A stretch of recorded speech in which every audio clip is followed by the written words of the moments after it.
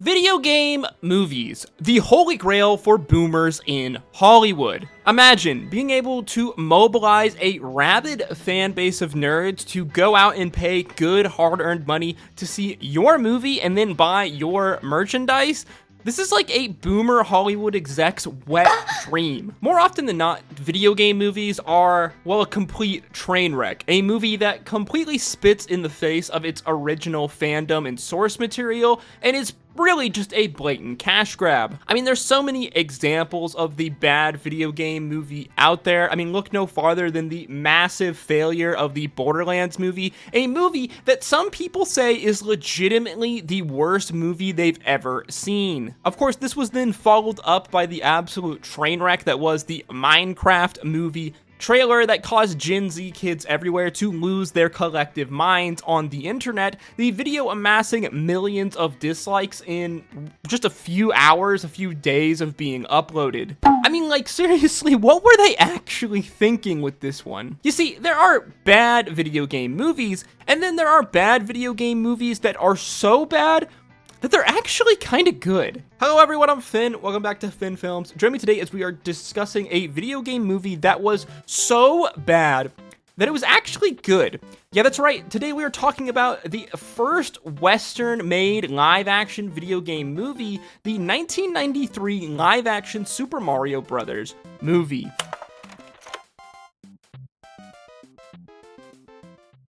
So to start, I need you all to, well, cast your mind back to the early 1990s. White New Balances and fanny packs are all the rage. The Dragon Ball Z History of Trunks movie has just dropped. Nintendo is on top of the world with their Super Nintendo system selling well over 50 million units worldwide, and I had yet to be born. Despite this domination worldwide by Nintendo, video games as a whole, as a genre, had not fully been accepted, especially in the United States, many American parents feeling that they were just simply a waste of time and energy and possibly even rotting their children's brains. In an effort to change this perception, as well as to continue to spread their brand and their iconic character Mario to homes all across the United States, the Nintendo company made one of the wildest decisions I think they've made in their entire history as a company. They decided to sell the rights for a Mario movie to a Western production company, and get this, they gave them complete narrative and creative control and license over the Mario brand. As Nintendo believed that the Mario brand was so strong that it could withstand experimentation, and man, did this movie put that idea to the test. Okay, so before we get into this movie, I just need to say that this is a bad movie. I'm talking like 28, 29% or something on Rotten Tomatoes type bad. That being said, there's something about this movie, about how it is so bad, that it almost makes it like hilariously good. Like, I need you to understand that the plot of this movie is so completely insane. It's like someone took way too many mushrooms and wrote the script for this movie type insane. So our movie opens with a narrator telling us that millions of years ago, dinosaurs used to roam the earth and existed right where modern day Brooklyn, New York is. Of course, we know how this story goes. Dinosaurs dominated the earth until a giant meteor hit the earth, killing all of the dinosaurs, ultimately clearing the world for the rise of mammals, aka us. Except that's not what happened, at least according to the Super Mario Bros. Movie. Apparently, the meteor impact that killed the dinosaurs created a parallel dimension to ours, a dimension that exists alongside ours, where dinosaurs still lived and roamed the earth, and over the next millions of years, they evolved to be creatures not so different with us. I told you it's gonna get a little weird, so I hope you're following me so far. We fast forward to the 1970s in our movie, where we see a weird lady leave a weird, strange, egg-like device at the foot of a church and then run off. Within that egg is a small baby girl and a strange fragment of a rock. This girl is Princess Daisy. Yes, that Princess Daisy. We fast forward 20 years later, and Daisy is all grown up, working as an archaeologist researching dinosaurs in New York. Enter into our story everyone's favorite plumber duo, brothers Mario and Luigi. Mario being played by Bob Hoskins and Luigi being played by John Leguizamo. However the fuck you say it. Come on, everyone knows this guy. You know, Sid from Ice Age, he was in The Happening, Romeo and Juliet. Haskins is like the perfect person to play Mario in my opinion. Not only does he fit kind of the physical typecast of Mario, this short, kind of bulky guy built like an absolute tank. My boy is a unit, but he also can do a hilariously aggressive New York Italian accent. Mario, I'm your main man. Ramadan, you can't Spain. The brothers struggle to make ends meet with their plumbing business when one day they get a call for a big job in the heart of New York City. They rush to this job site where we are introduced to a now grown and adult Daisy. Daisy is currently working as an archaeologist excavating some newly found strange dinosaur bones underneath Brooklyn. But her and her crew have run into some problems with this businessman named Scapelli, whose contracting business has been put on hold due to the discovery of said dinosaur bones. Daisy heads off to make a phone call to try and call more security for the dig site, but she is followed by these two strange, weird-looking goons. This is Spike and Iggy Koopa. Yeah, I'm talking that Spike and Iggy. Here we learn that a bunch of girls from Brooklyn have apparently gone missing recently, and this is due to these two Koopa brothers. The Koopa brothers are under order from General Koopa, their cousin. This guy who is basically Bowser, to find and kidnap Princess Daisy in our world and return her to their dimension. Our boys, the Mario brothers, end up running into Daisy again, Luigi immediately falling for Princess Daisy because, you know, Mario lore. They hit it off, and Luigi and Daisy end up going on a double date that night with Mario and his very Italian girlfriend. Spike and Iggy tail them after the dinner, and they end up kidnapping Mario's girlfriend by mistake, thinking it's Daisy because they're absolute morons. Meanwhile, Daisy takes Luigi to the dig site to show him the dinosaur bones and how strange they are. Down in the dig site, they run into Scapelli's guys who break a pipe and try to flood the dig site, so Luigi calls Mario, and together the two brothers fix the leak, plumber style. However, Spike and Iggy are back, having tracked down Daisy, the two of them bonking Mario and Luigi over the head and then kidnapping Daisy, running off with her. The brothers pursue them, discovering a strange portal with Daisy's face in it, Luigi reaching out to try to save her, but he accidentally pulls off the strange rock that she keeps around her neck. I'm just gonna say this right now, the special effects in this movie are actually surprisingly really good for the early 90s. This movie was actually pretty revolutionary at like the time in terms of special effects, and a lot of the things that they used for special effects ended up becoming basically industry standard some years later on. Our two plumber brothers run through the portal chasing after Daisy when they suddenly find themselves in this weird dystopian reality of Brooklyn, New York, covered in this strange fungus-like material filled with some even stranger people. Boys, welcome to the Mushroom Kingdom, more specifically Dino Hatton. I know, right? If you're still with me at this point, you're probably like, what the fuck is this? We need to remember that this is an alternate dimension that was created millions of years ago when the meteorite hit Earth, and all of these people here that we see all evolved from dinosaurs. Look, I get what they were like trying to go for here. I mean, the Koopas are turtles in Mario lore, and Bowser is the king of the Koopas, and he's like this big dinosaur kind of turtle hybrid guy. As well, we have Yoshi, who's a dinosaur. So I guess like whoever was writing this script was like, F it, let's just make them all dinosaurs. Here we learn that the Mushroom Kingdom has been taken over by King Koopa, aka President Koopa, aka Bowser, played by Dennis Hopper. How the hell they got Dennis Hopper to play King Koopa in the Super Mario Brothers movie, I have no freaking idea. Was it that the Mushroom Kingdom, or Dino Hatton, is basically this weird alternate dimension of Brooklyn, New York, but filled with all sorts of weird Mario references and dinosaurs? We got Thwomp Stompers, a Hammer Bros store, Bullet Bills, and plenty of other weird attempts at Mario references all scattered throughout the city throughout the movie. I got a feeling we're not in Brooklyn no more. Now, as weird and jarring and basically just straight up strange this rendition of the Mushroom Kingdom, aka Dino Hatton, is, I do have to give them some credit again for like all of these special effects and the set design in this scene. I mean, the fact that they literally like basically made this entire block of the city in a set form is pretty impressive, I have to say. It's just, not really like the Mushroom Kingdom that comes to my mind, you know. From here we learn that King Koopa, President Koopa, basically needs Princess Daisy, specifically her strange rock, which is a fragment of the meteorite that originally hit Earth, to reunite their dimension together with ours, so he can then come and conquer our dimension. Just classic Bowser things, I guess. Again, I do see what they're going with here, this idea of like the pipe system connecting like the Mario dimension to ours. This is like somewhat akin to like Mario lore, I guess, in some ways, this like alternate dimension, these alternate worlds that are connected through this pipe system. It's just like really strange. However, there's still one problem with Koopa's plan. While he may have captured Daisy, Luigi has the strange piece of the meteorite which Koopa needs. So he puts out a plumber alert to try and find and capture our two Italian Super Mario brothers. The plumbers took it.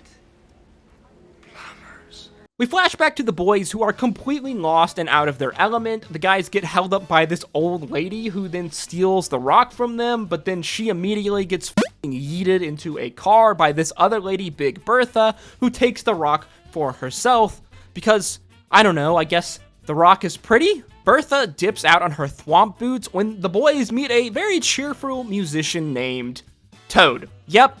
That's freaking Toad, apparently. Toad sings a song about how life is shit in the Mushroom Kingdom in Dino Hatton after Koopa took over everything, when suddenly the cops roll up, arresting Toad for singing an anti-Koopa song, as well as arresting our Mario brothers. In Mushroom Kingdom there is no freedom of expression. The brothers get thrown into the slammer with Toad, who gives them the lore drop on the meteor and the parallel dimensions, and this idea that the former King Toadstool got de-evolved by Koopa, and he is the fungus that exists throughout the city, when suddenly the three of them are taken to meet King Koopa. Here, Koopa uses his de-evolution technology to turn our boy Toad into this. Goomba, fuck you! Yes, this, my friends, is a Goomba. Goomba!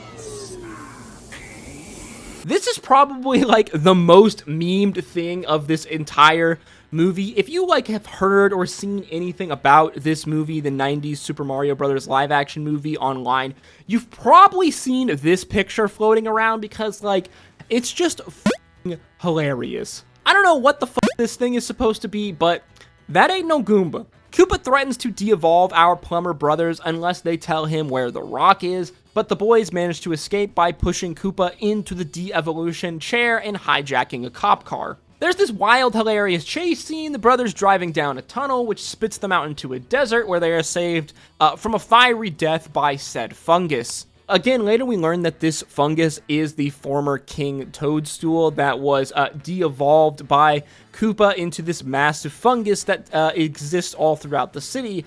Gross. Koopa again sends his cousins Iggy and Spike to pursue the Mario brothers into the desert, but not before evolving them with this machine to increase the size of their brains, making them giga smart. What the square root of 26,481 is? What are you talking about? 191. Koopa then reveals to Daisy that she is originally from their world and is the daughter of the former king, making her a princess, and then he goes full creepo mode. Say, they never forget the first time they kissed by a lizard. Ew. Oh yeah, and as well, we are introduced to Yoshi, who is apparently a pet of the royal family. Now, at least this rendition of Yoshi I kind of get. At least Yoshi is actually a dinosaur and all that. So Iggy and Spike go after Mario and Luigi in the desert, but they find themselves in a bit of a sticky situation. They give Mario and Luigi the lore drop that Koopa needs this strange rock, this piece of the meteorite, in order to combine the two dimensions back together in order to enact his plan. Iggy and Spike, though, are now way smarter, realize that they don't actually want to work for their dictator cousin, King Koopa, so they decide to go with Mario and Luigi to get the stone back from Big Bertha, who is a bouncer at a bar in the city. The four men smuggle themselves back into the city, disguising themselves as these guys, who I'm pretty sure are supposed to be like references to Shy Guys, I guess. The lads then head to the bar, getting some new drip, Mario rizzing up Big Bertha and stealing the rock back from her. However, someone calls the 5-0 and the boys decide to run. Big Bertha helps them out real quick, Mario cheats on his girlfriend real fast, and the boys manage to escape once again. The Mario brothers then sneak their way into Koopa's tower, donning their signature plumber outfits. There's then this like funny, weird scene with the brothers in an elevator with a bunch of Goombas, and they are trying to like hide from them. So Luigi like manipulates them to all dance with one another in order to like give them a distraction to escape, because again, they are supposed to be super stupid. I really have no idea what was exactly going on in this scene, but it was funny and absolutely ridiculous. And really, that's kind of like the theme as a whole for the Super Mario Brothers movie in general. President Koopa's GF tries to kill Daisy, but she is saved by Yoshi, giving Daisy a chance to escape, but then Yoshi gets stabbed in the process. Not fucking cool, man. You leave Yoshi alone. Daisy ends up reuniting with her fungus father along with Mario and Luigi. Mario then splits off to rescue his girlfriend as well as the other kidnapped Brooklyn girls. They all manage to escape by riding a mattress down a tunnel, but then Koopa finds and arrests Daisy and Luigi, taking back the meteorite stone in the process. We then enter into the climax of our movie. There's a big face-off in the middle of the city between the Mario brothers, President Koopa, and his Goombas, Mario getting given a bomb by the fungus. In the chaos though, Lena, Koopa's GF, manages to escape, taking the meteorite piece with her as she attempts to combine it back with the big meteor, again to combine our dimensions together. Lena manages to push the piece of the rock back into the meteor, but it blasts her into a fossil in the process. With the two worlds now combined, Mario, Koopa, and some Goombas get transported back into our world, Koopa using his Devo gun to turn Scapelli into a monkey. Now this part really bothered me as far as like a plot hole for some reason. Like, why is it only like Mario, Koopa, and then a few Goombas that get transported to our worlds instead of like everyone in like the Mushroom Kingdom in the city? Or like, why isn't like Luigi and Daisy and the girls transported as well? Yeah, talk about a plot hole. I mean, I don't know why it's this point specifically that I've decided to like nitpick in terms of like plot details when the entire plot of this movie is just like completely insane. Luigi and Daisy together manage to pull this fragment of the stone out of the meteorite, which then teleports Mario, Koopa, and the Goombas back into Dino Hatton, back into their dimension. All the while, the bomb that Mario released earlier is just walking its way through the city. The brothers manage to blast Koopa with a Devo gun, turning him back into a T-Rex, just as the bomb blows up beneath his feet. Also, the bomb is apparently rocking some Reeboks. Now, that's some good advertising placement if I've ever seen it. Bowser, King Koopa, isn't dead though. He has just gone full Jurassic, so the brothers blast him once again with the Devo gun, turning him into this green amorphous goo. With that, the Mushroom Kingdom is saved. For some reason, the old king, which was devoed into a fungus, reverts back into his like human body form as the boys are heralded as heroes. However, Princess Daisy decides to stay in her home, stay in the Mushroom Kingdom with her long-lost father, while Mario and Luigi then head back to Brooklyn, being welcomed as heroes and heralded as the Super Mario Brothers. The movie ends with the scene that happens 2 weeks later when Daisy comes busting back into Mario and Luigi's apartment, guns in hand, asking for the brothers' help, I guess teasing a potential sequel for this movie, a sequel that was obviously never made, and the movie ends.